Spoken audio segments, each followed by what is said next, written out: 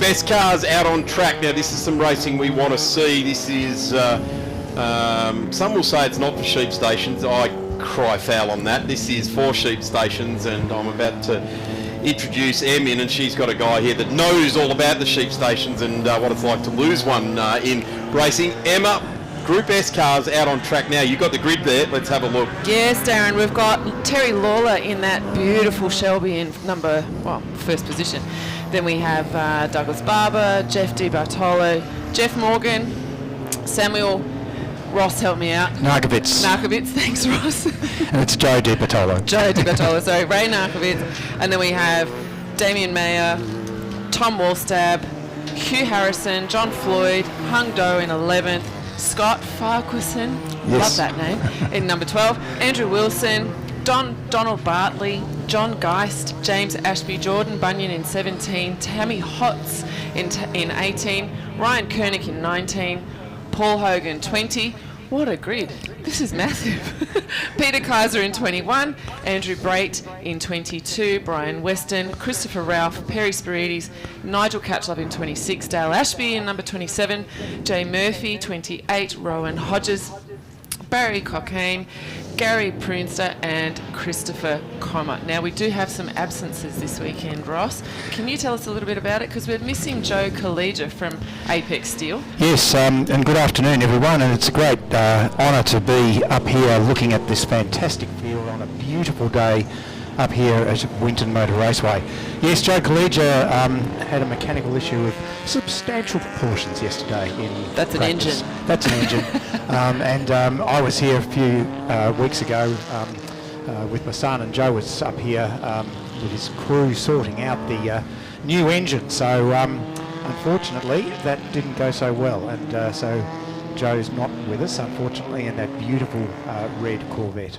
Yeah, it is stunning, and I believe he had just swapped that engine out, he had just gone down capacity. He'd been running a big block in it for some time, 427, and it was down to a more conventional, shall we say, small block 350 cubic inch Chev motor, which normally they're a very, very bulletproof and reliable unit. So not quite sure what happened there, but that's racing. Knowing Joe, he'll have that car back and looking superb and operating very, very soon. And Ross, that's a great lead-in, because there's always races within races, but in this particular class, Group S, we've got quite a few subclasses of racing going on. Can you tell the folks what we've got? Because we've got SA, we've got S. Yes, it's a fantastic category to get into historic motorsport, because these are production sports cars of the 50s, 60s and 70s. We've just about got to start here, so maybe I'll come back to that later.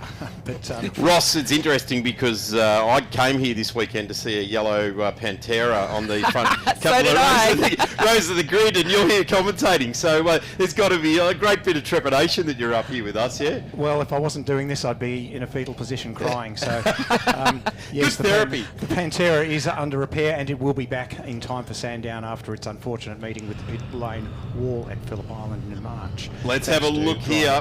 5-second board has gone up. The 911 of Douglas Barber, or 911, depend on where you are from. The number 8 of Terry Laura right alongside. I'm looking for Jeff Morgan in the 41, a Porsche Cup extraordinaire racer for many, many years. He knows how to get a Porsche off the line here. Joseph de Bortoli there as well. Ray Narkwitz, but it could be a bit of a surprise. Hugh Harrison out of 9 in the number 79 there as well. But we're waiting. We're getting held here for start delayed. This is not what we wanted. And I tell you what, Ross, it's been a long time since I was at the wheel of a car when a start delay sign came out. But you get yourself to fever pitch, and we've just gone, I think that was a 2-minute board. It looks like we're going to go metric minutes. No, the lights are now on, so confusion reigning down there, and away we go. It is Doug Barber that gets the clutch take up very, very nicely indeed, and Jeff Morgan goes with him. But have a look at the number 2, the big Stingray Corvette, muscles his way in, and I'm going to say there would have been a yellow Di Tomaso Pantera somewhere in the mix right there, I'm seeing it, I'm looking at it. But there it is. We've got Jeff Morgan just holding at bay there. There's Hugh Harrison. I touched on him. And a plethora of cars come through here. Emma touched on the SA, SB, SC classes, and we're seeing that play out. A couple of bug eyes in the back there. they will start to come into their own at the end of this 10-minute race. Yeah, Darren, I hope Ross can get into it a little bit more, because we have difference in years, makes, and we've also got the difference in capacities. So that's what makes up the different subclasses. And that's why if you are running in Group S, you will find someone to race with, no matter what you're running. You can come into this category with an MGB, an MG midget. There'll be people around you to dice with and have the most fun you can have. So whether you go for the front end of the field, where you've got the Group SC cars, which is the 70s, roughly speaking, where you've got the Corvettes, the Porsche 911 SCs, my car, the Di Tommaso Pantera. That's the front end, if you like. But the fast SB cars, and Terry's gone off there. The fast SB cars like Terry Lawler's 60s, Shelby GT350, and the big Corvettes, they will be right up there, of course. So SC and SB, you get usually up the front. The SA cars, which are the 1950s, early 1960s cars, they have their own race down the back, and they have just as much fun as anyone else. Yeah, well, I was saying to you in the pits before, Ross, that those MG midgets have surprised the hell out of me. Those things have the narrowest wheelbase, but they're keeping up with the 911s. The cornering's phenomenal, the braking's phenomenal. Just want to have a bit of attention on this white Porsche. Alex Webster, a guy that runs at the front and wins races, had a mechanical issue in qualifying. He is absolutely charging. There he is. Have a look at that number 7 Porsche. He's already half the field. Look at him now attacking the back of Hung Do's Datsun. Hung has never seen a gap that he doesn't like to go down, but Alex is going to gobble him up beside him on the outside of the sweeper here, and Alex is going to show what a class act he is through that sweeper as he punts the 911 down towards the cleavage.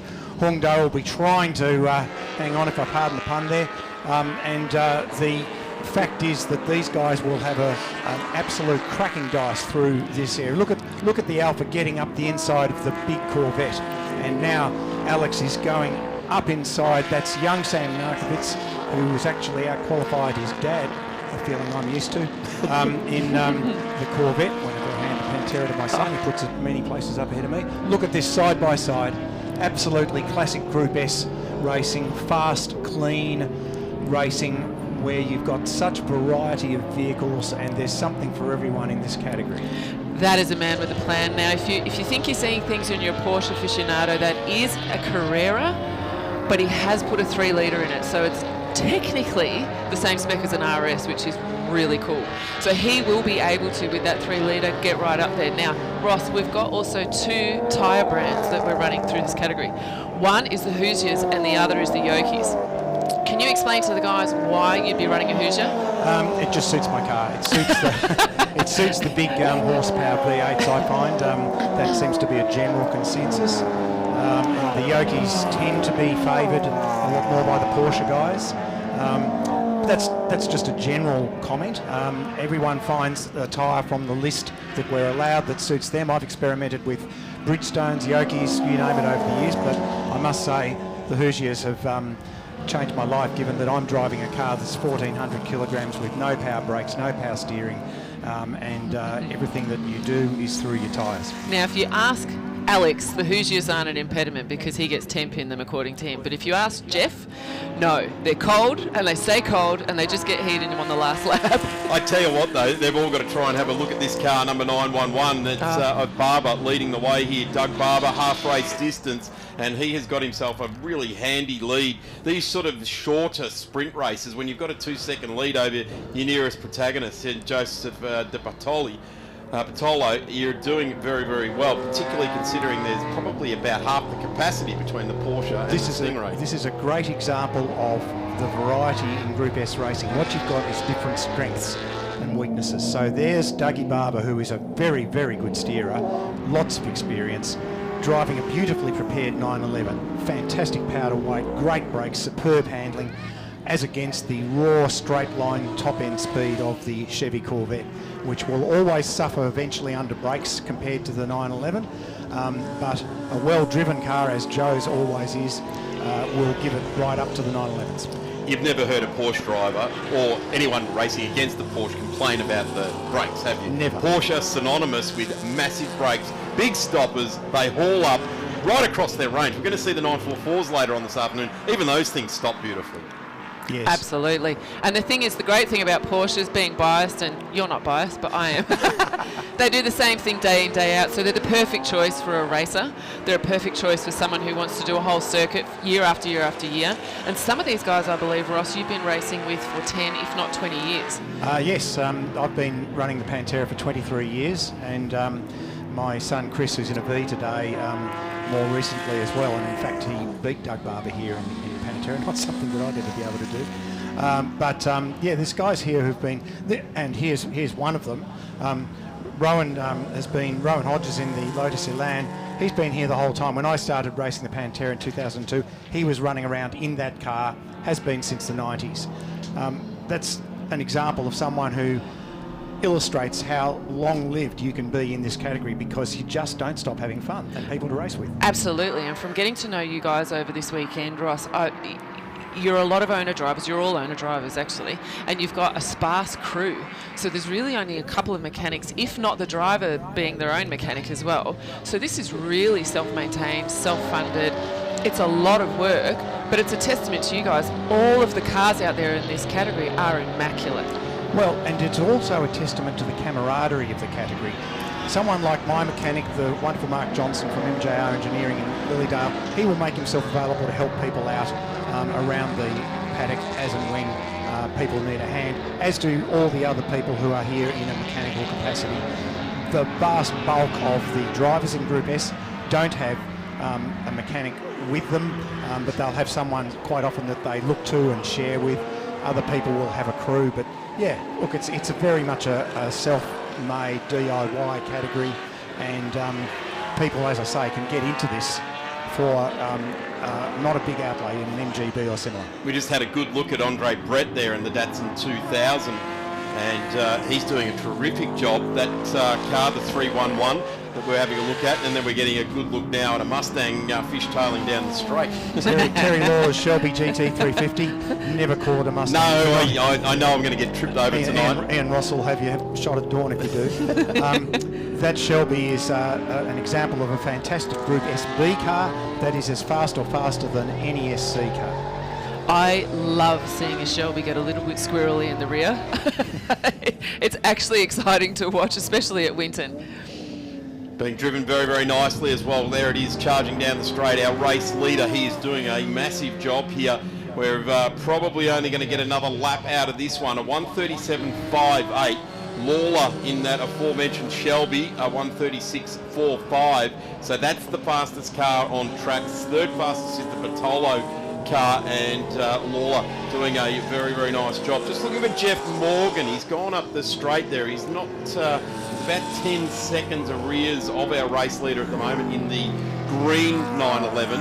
But our race leader now got the lights on, feeling pretty confident with himself. The battle here with the American muscle heading up the hill. Sam Narkovic's just gone past. And there he goes on screen with Hugh Harrison, probably the best prepared and best driven Alpha in the field. That's another way to get into Group S, is through the Alphabeta route. And Sam Narkovic's driving superbly there, the son of Ray Narkovic, who's a couple of places further up the field. Ross, can you talk us through these midgets that were just on screen? I'm actually blown away by how these cars perform, and I was showed some in-car footage by Alex of you dicing with a couple of them and you having them harass you around corners. What can you tell us about that? I mean, these things are 500, 600 kilos. They're not that heavy. They've got a capacity of maybe 1,200, 1,300. Yes, and I don't know where Damien Meyer is. He's not shown there. There, right down there. Yeah, down the front. I don't know what's happened to Damien. But look, what I can say to you about the sprites is, there's the checker. Checkered flag has flown there, so Doug Barber takes the win, and your field starts to roll across the line. Bartolo to Lawler. Jeff Morgan gets through in the green car. Alex Webster started rear of field in 33rd, and he has gone 5th place in this race. So these are progressive grids, and he is definitely positioned himself nicely for the first lot of racing again tomorrow. Sad to see, I think, Tommy Walstab, who's the president of the Group S Racing Association, and the 9 to 8 that I seem to always find myself dicing with. And we've been racing together for 10 years, and as Tom reminds me, we've had so much fun and never ever touched panels. He's dropped off, DNF'd, it looks like. But what I was saying about the midgets is they are a great way to get into the category, and at a tight track like Winton, a well-driven midget will take it up to the big cars through the tight corners in this track particularly. You'll see a brilliant driver like Damien Meyer doing things that you cannot scarcely believe are possible with a car with only 1300cc. But yeah, it's great little cars, great power to weight ratio, and you can see how popular they are, as are the MGBs.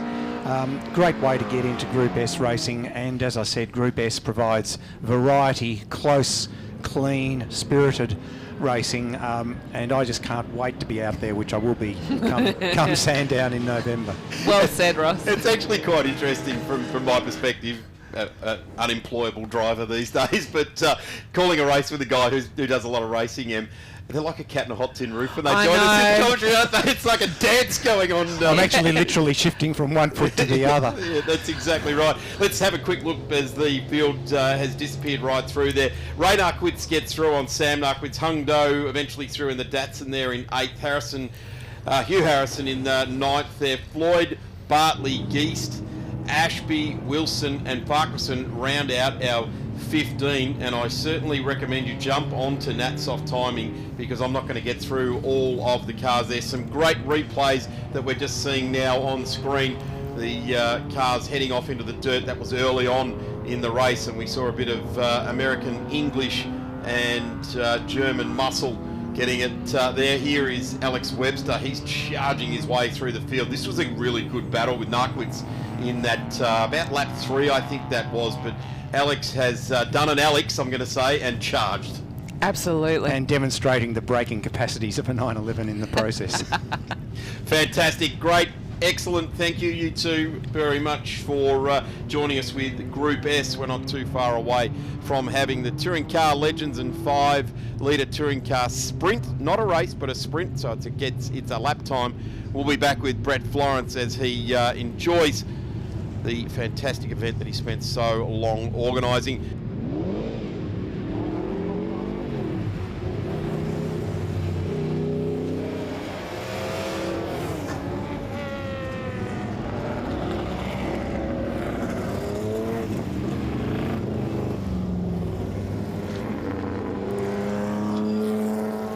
I said I was going to take a break. I had quarter of a break, and we're right back into it to the Group S cars rolling out on track. And these cars can be, for many race fans, the reasons they come to the track. And well, there's there's over 30 reasons why. This is a great field. Some major exotic pieces of machinery. And with that as the lead into, I'd like to welcome Ross Jackson and Emmett Dean.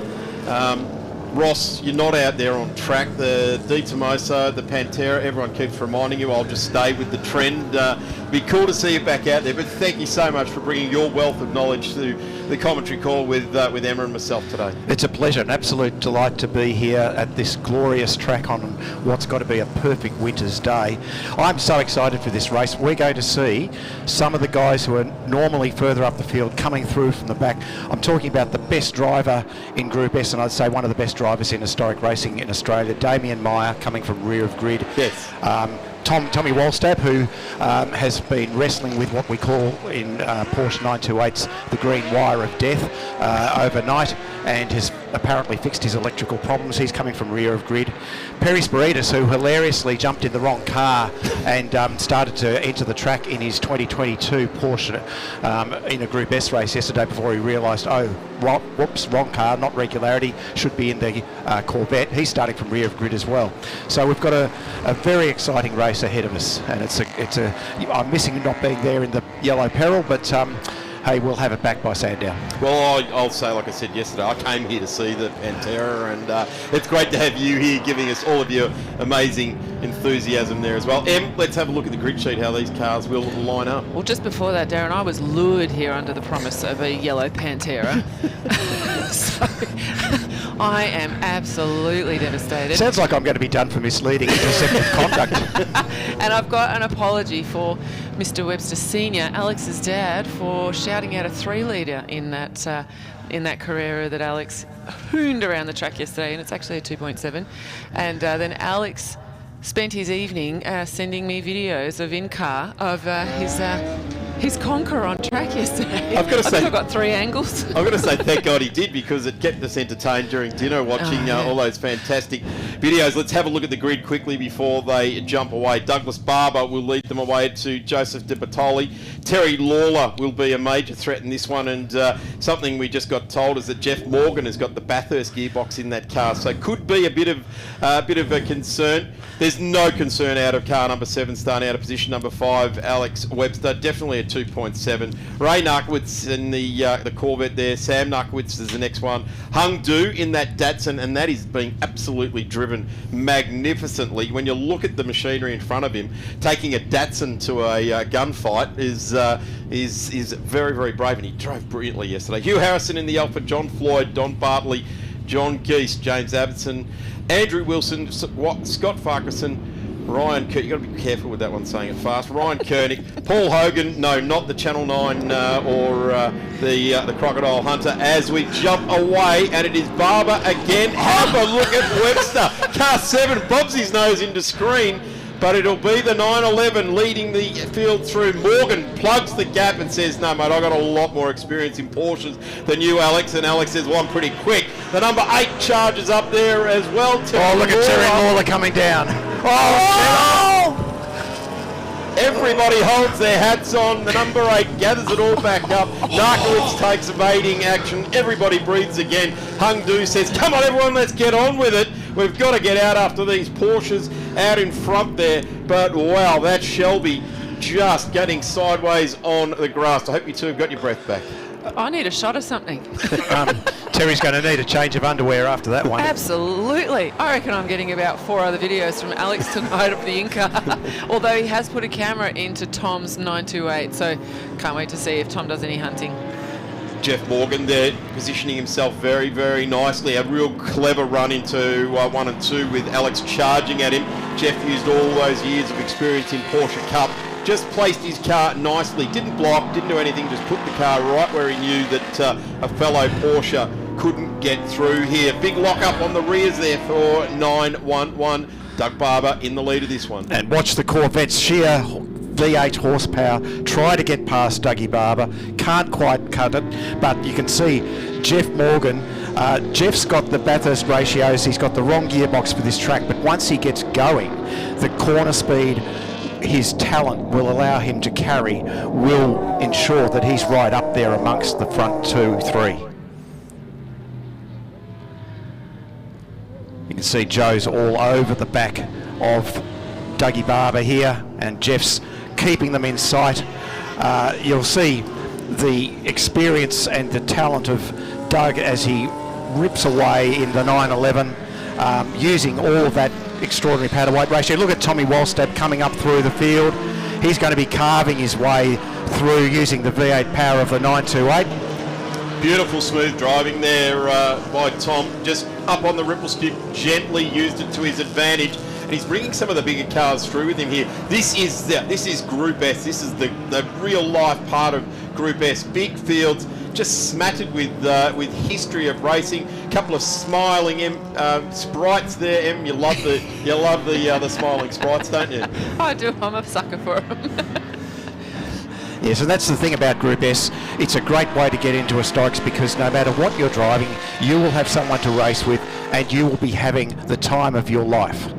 Out in the front at the moment, this guy here has done a magnificent job. It can't be easy to present a car like this in race-winning fashion weekend after weekend throughout the Australian sort of historic scene. But the 911 or 911 of Doug Barber is doing a brilliant job. You've got to hand it to the guy in the Corvette behind too. This is not a track that a Corvette is going to totally enjoy, but you've got to hand it to him, loving it, absolutely having the time of his life. When you're taking it up to 3 or 4 911s, and there's 2 Corvettes in the mix here, a Stingray iteration there, and then the older version in this mix as well. And Joe DiBartolo is one of the nicest guys you'd ever meet, but when he gets that helmet on, you see the way he can drive that Corvette's fantastic. Look at Alex coming through here, picking up Ray Narkovitz.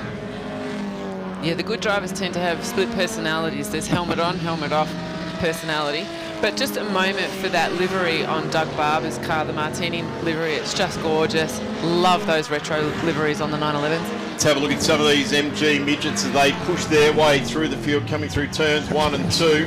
Got themselves nice. There's an Alpha. We've got an all Alpha field coming up later on as well. So if you're here and you love the Italian brand, plenty of Alphas down in the pit area at the moment. Couple really enjoying the Group S racing, so they're getting a double dip at Winton here this weekend. Big wide run there for our race leader, coming past the GMSV sign onto the old back straight out of turn 9.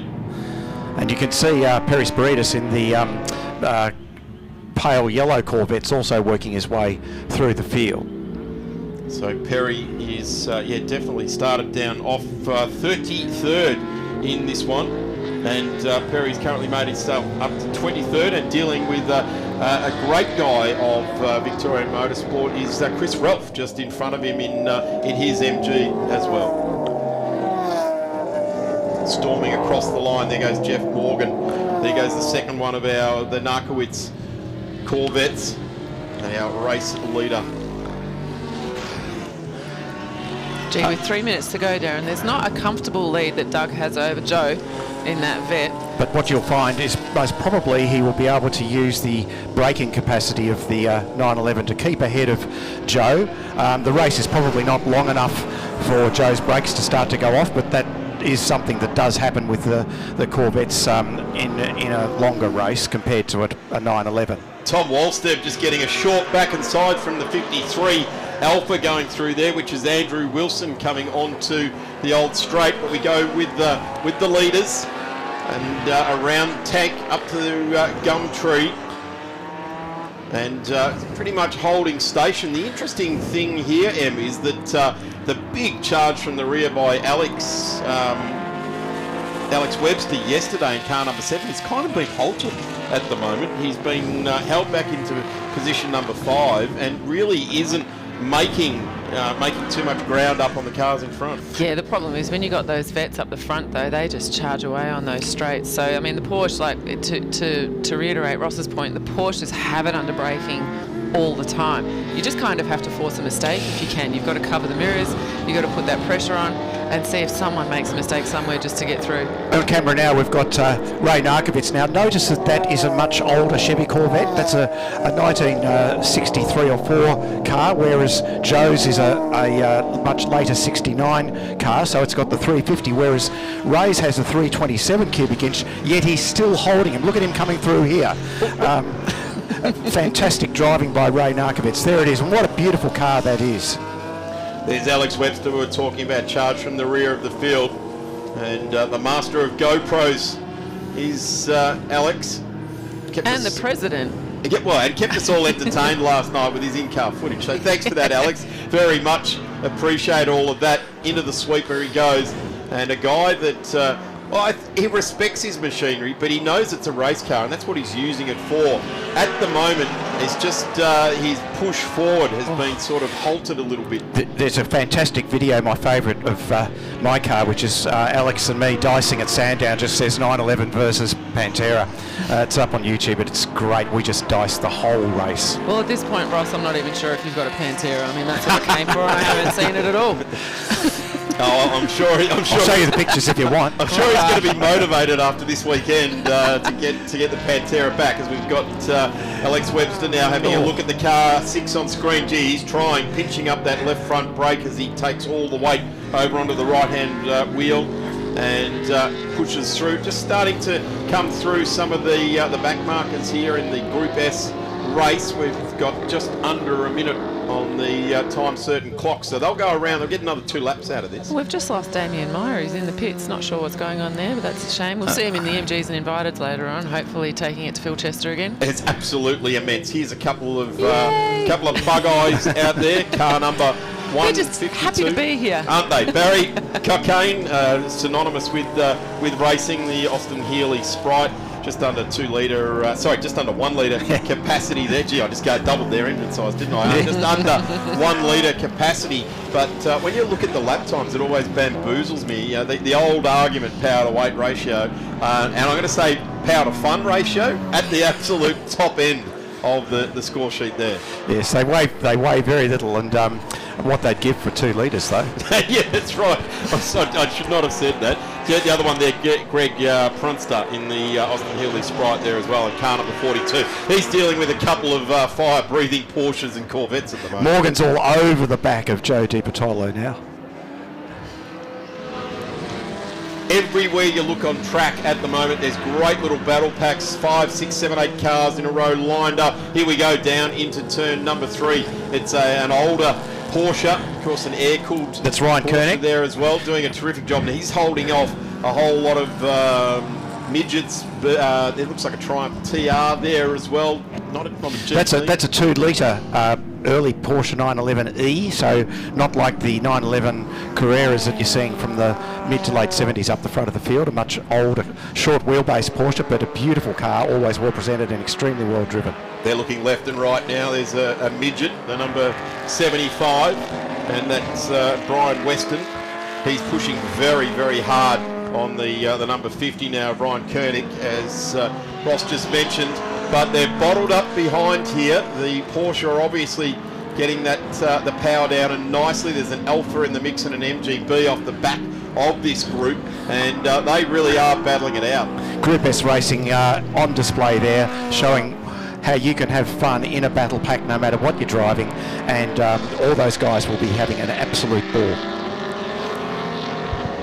So they're battling it out for just outside the 20.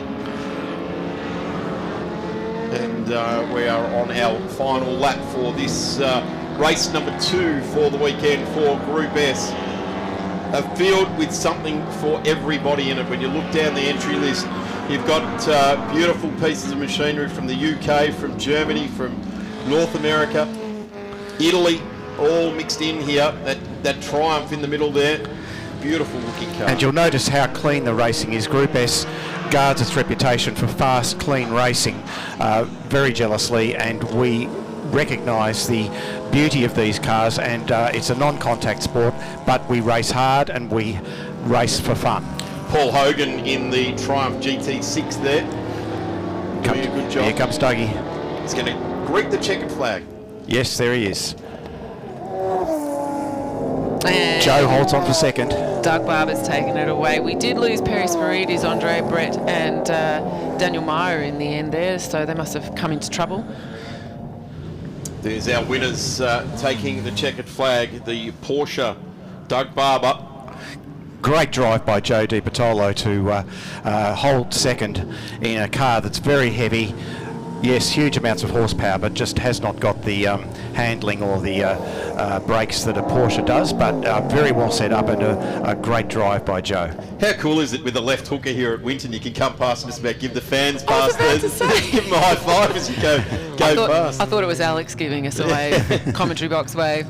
But here come the Barry Cocaine, yes. Yeah, great battle there. And there's that Shelby that got it all wrong on the first lap of this race, and I'm not sure which one of those squirrely tyre marks going into turn 3 there were his, but I wouldn't say a joyride. No, and I would suggest that if it was a driver of lesser ability than Terry, who's one of the best, that may not have ended well. Good to see the Porsche waving there to the crowd as well, Tom Wallstab. Great drive by Hong Do as usual. Johnny Geist. You know, the last time I saw a 240Z driven like that, it was probably in Box Hill for the wrong reasons.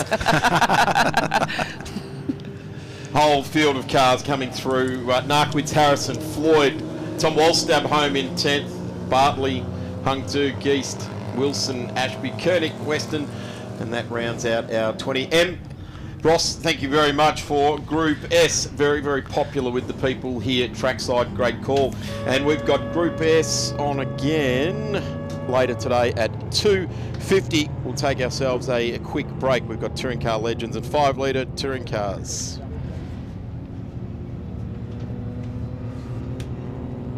Here's the replay from the Group S's. There's that big slide with Terry Lawler and the Shelby. Gathered it all back up. Everyone behind took evasive action as we see the next field just forming up down there. And we will have Brett Florence joining me for the next category out on track in just a couple of moments.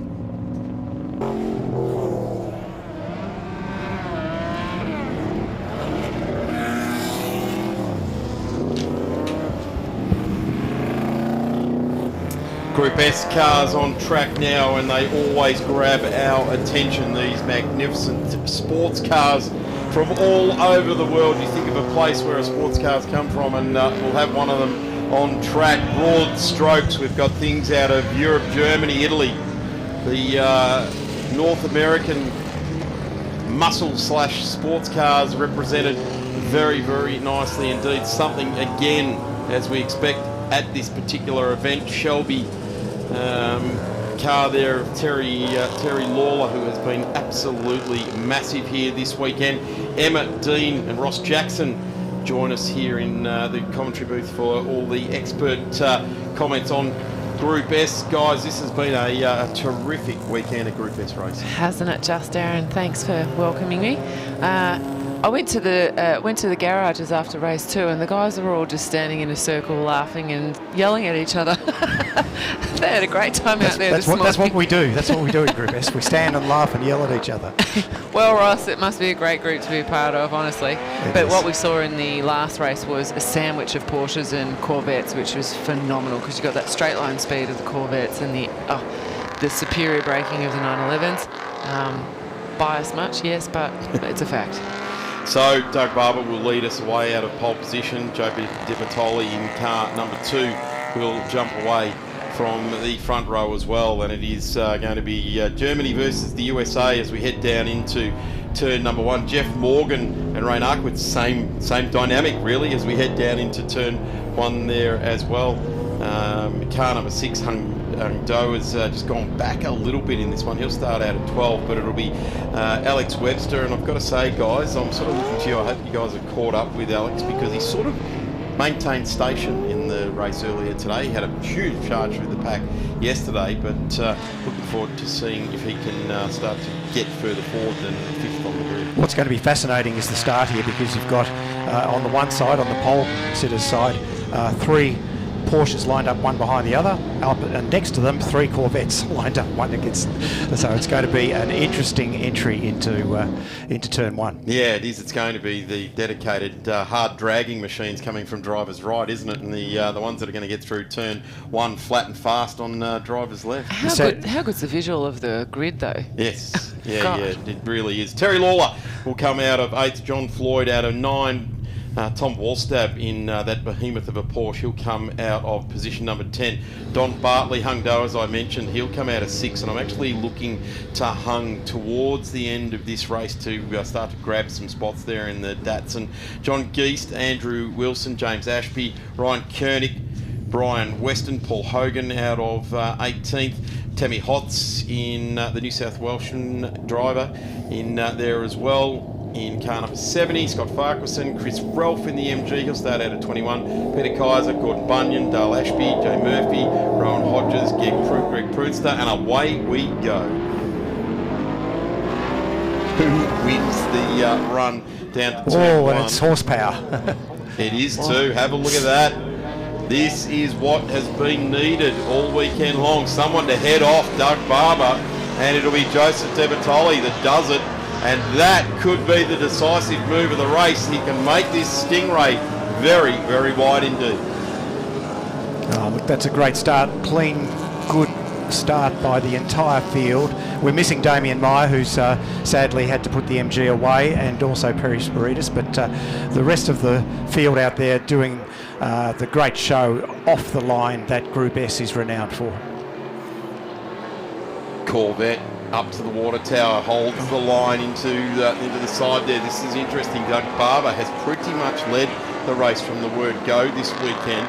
The interesting thing is it's brought Jeff Morgan right into it as well now. He sort of hasn't been the fastest of the Porsches. He's certainly got the potential to be the fastest of the Porsches, and there's Alex Webster as well. He wants to weigh in on it, and we can just about pick up any one of these 20 next cars that want to weigh in on a race victory. There is some different class racing in Group S style racing, SASB, SC, and we start to see that play its part as we go now. Have a look at that Corvette get the power down. Oh, yeah, how good is that? Oh, Dougie! Oh, jeez. Grabs it all back up.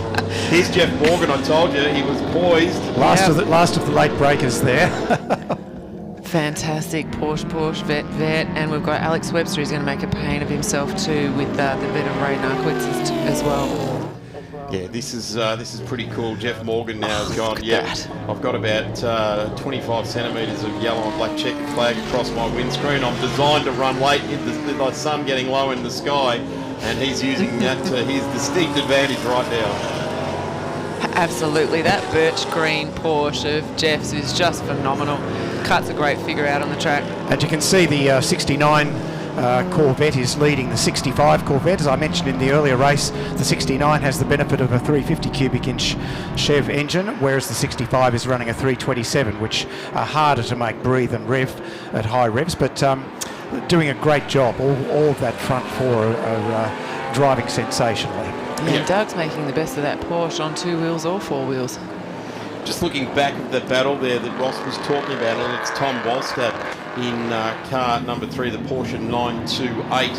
It's the time of the weekend where the Porsches really do have to start to push their advantage, and it's all about the big brakes that these cars have and using that advantage. And Alex Webster's trying to do that now as well. We look back through some of this was actually the battle for the race this morning. They all got together again, Ross. They're all starting to battle it out there. The older Porsche, the 60s or mid-60s 911 there as well, mixing it up with some MGs. But we go back to the front of this white race, and Doug Barber is, as the plumbers say, water will find its level. Yes, and you can see there he's already pulled out a handy lead. It looks like Terry Lawler's on the attack. Jeff Morgan's going to keep him within striking distance. Lawler's got past Narkowitz, and he's going after Joe Di Bartolo, I would suggest. Wow, this is a world-class group, isn't it? Back to 7th where Alex Webster is operating. These cars are doing great lap times. Last time round, Lawler, a 1:35.67 in car number 8. That is a terrific run in the Shelby Cobra, the Shelby GT350. Yeah, doing a tremendous job. It's worth noting at this point too, guys, we do have another absence this weekend of Joe Collegia, who had to withdraw early Saturday with his beautiful 66 vet. Joe from Apex Steel, normally a figure on the track. Yes, and he had a brand new engine which did not survive practice on Friday, sadly. But we will see Joe back certainly by Sandown and resume hostilities with him, which I'm very much looking forward to. I do like that Joe is one of the absolute characters of Victorian motorsport and an absolute benefactor of the top end of Australian motorsport as well. He's supported many a driver through to their career.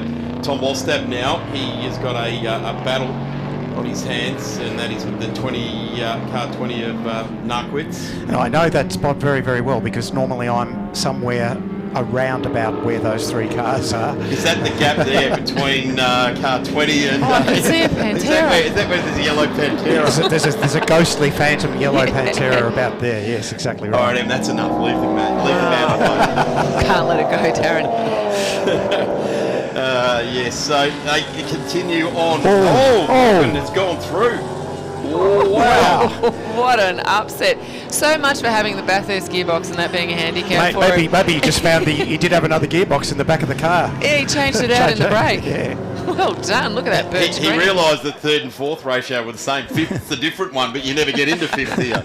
Oh, yeah, that's it. The penny drops. So Jeff Morgan now leads the race. So, well, Doug Barber has got a bit of work to do. This is a shorter race here this afternoon. It's just on 3.5 minutes plus a lap left to go. So Jeff Morgan has been circulating nicely all weekend long, and I've got to say, I have been surprised at how conservative his approach has been. There it was, lap 3 of the last race for the weekend, and he has executed his manoeuvre. You're not accusing him of flying under the radar all weekend, are you, Darren? Oh, yeah, flying under the radar.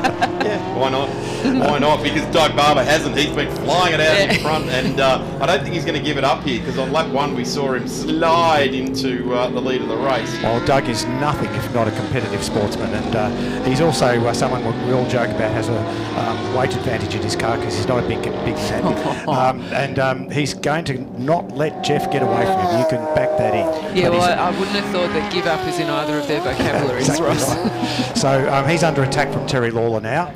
Oh, he is too. Terry Lawler slides through into P2. I wonder if Doug has asked a little bit too much of the tyre set over this weekend, and is just starting to feel that the car's not responding to his wheel movements as nicely as it did earlier on in the weekend. That could very well be the case, because Terry's a sensational driver, granted, but so is Doug. So for him to get past on this tight circuit in the Shelby GT350 past one of the most well-sorted 911s you will find in historic racing, driven by the superbly talented Doug Barber, is a huge effort. It'd be hard to find a slouch of a driver in this category, though. Shelby GT350 has got iterations for the lead in this race, but I tell you what, getting through on Doug Barber didn't look to be too difficult, but Doug's realised that, well, I don't want to let these guys get away from me. Well, it's on for young and old here. It's a Shelby sandwich. and Terry's going to have a real go here. Isn't he ever? Oh, pedal nose down, to tail. cubic inches the answer once you point it in a straight line. But Jeff Morgan, super experienced back in the Porsche Cup days, draws alongside. He'll hold the corner.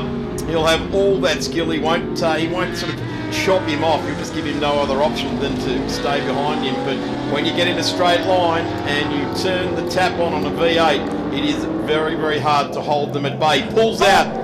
Draws alongside. Jeff Morgan does have the inside running for turn 1. He has to be further past. Morgan holds on, puts the Porsche 2 wheels up on the ripple strip here. Let's not come together though, boys. We need to keep the front of the Shelby GT350 in the back of that 911 clean and tidy. Oh, how good is Jeff's coverage? I would hate to have my mirrors filled with that Shelby. Yeah. Honestly, that is menacing. Yeah, you're going to get sucked through the grill of that thing as it comes onto the straight there. Chomps forward. Yeah, absolutely. Look at it, haul in. Doug's just sitting back right now going, I'm going to wait for one of these two to make a mistake, hopefully not, and then pounce. He's just kind of letting them at it. But my God, what a battle. I think Doug might have used up a whole lot of car, and he's just hanging in there at the moment here, because that Shelby GT350 is Terry is putting that exactly where he wants to on the track. Jeff is doing all he can. He's doing what Porsche drivers do. He's putting the car right where he needs it to be and not allowing the advantage. So mid-corner, just making sure the Mustang gets back, the Shelby GT350 gets backed up mid-corner, and that's what a Porsche can do, because let's face it, the run down the straight is where he will start to chase down Jeff Morgan. Lights are on. They are. A spot of sporting intimidation here, I think. Yeah. Well, why did Jeff put his on? Jeff's in the front. Bit of a lock up there from Terry. Oh my God, this is getting exciting, guys. I hope you're all watching. If you're at the track, you're being treated to an absolute feast for the eyes. Porsche, Shelby, Porsche. And you're seeing Corvette. Sorry, I'm focused. You're seeing Group S at its absolute finest here. As I always say, fast, clean racing, that's what we pride ourselves on, and what a display these drivers are giving of that, and in a category where the cars are the stars and the variety is phenomenal. Just look at what you've got in front of you, ladies and gentlemen. Porsche, Shelby, Porsche, so it goes on. And last lap board has been hung out here, so Terry Lawler, get on with it, son. You've got a bit of work to do in the latter half of this lap. No, I want more. This can't be over. This is cool. Now, Terry leaves nothing on the track. He's just someone who drives at 10/10ths, but I don't think he's going to pull this off. I may be wrong, as Murray Walker might say, but he's going to have his work cut out to get past the vastly experienced and hugely talented Jeff Morgan. Absolutely. He's looking like a cool customer in that 911 at the moment, Ross. Really is. He's handling the pressure beautifully. Just like I was meant to win. And Doug's got his lights on to say, don't forget me, boys. I'm still here. Love the aggression when the drivers turn their lights on. It's a little bit of, like you said, Ross, a little bit of intimidation. As the Group S racing for the weekend comes to a close, the sun is still nice and high in the sky here, but you've got to hand it to Jeff Morgan. He has patiently raced all weekend long. He's had a couple of dive bombers have a red hot go at him at the moment, and he's just got that just enough of a gap on the V8 as the checkered flag drops, and Jeff Morgan takes the victory. That's a masterclass in historic sports car racing given to us all by Jeffrey Morgan, and indeed by Terry Lawler and Doug Barber. All weekend these guys have put on such an amazing display, and the Corvette guys. Look at that 65 Corvette coming through there of Ray Narkovitz. What a sensational drive he's put in. A 327 cubic inch car that is 60 years old, holding out Alex Webster's 1970s Porsche that's about 10 years or more its junior. Then you've got a range of Tommy Wallstab in the 928, Hugh Harrison in the always superbly driven Alpha, and back down through the field, Alphas, more of the MGs, and a wide variety of vehicles. And what a weekend we've had, haven't we? Absolutely, Ross. Certainly the weather has turned it on, and the event continues to just grow in stature, and it is being very well patronised, and it's no mistake that the Group S guys are putting on such a great battle. When guys like this see a crowd, they want to turn it on. Oh don't yeah, they? Alex is loving life after the race and waving to everyone in the crowd. Very nice of him. They're all his friends. Oh yeah. And welcome down to Alex's garage at the end of the day for a chin wag. Here we go. Have a look at all these cars just happily in the afternoon sun. Driving around for the last time for these guys in Group S for the 2025. You can see that group there, Chris Comer out in the lovely Austin Healey, one of the few SA cars in the field, a beautiful car, and it's actually presented as a sports car that would have been driven to the track and driven as a road sports car in exactly that same way back in the day.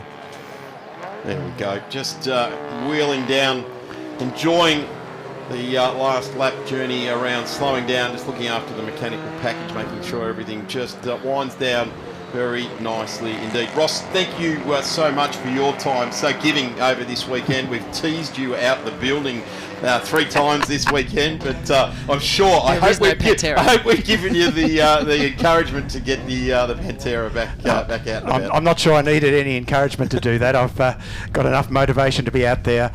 Just watching these guys reminds me of what I'm missing, but what a pleasure to share the commentary booth with you two. I've had an absolute ball. First time I've ever done it, but whilst I won't say I'm looking forward to doing it again if I've got a chance to be driving, nevertheless, I would love to do it again sometime. What a wonderful experience and what a wonderful weekend's racing. And thanks to everybody involved, the VHRR who put this on under the chairmanship of Ian Ross and his committee. What an event, what an afternoon, what a weekend. Thanks very much.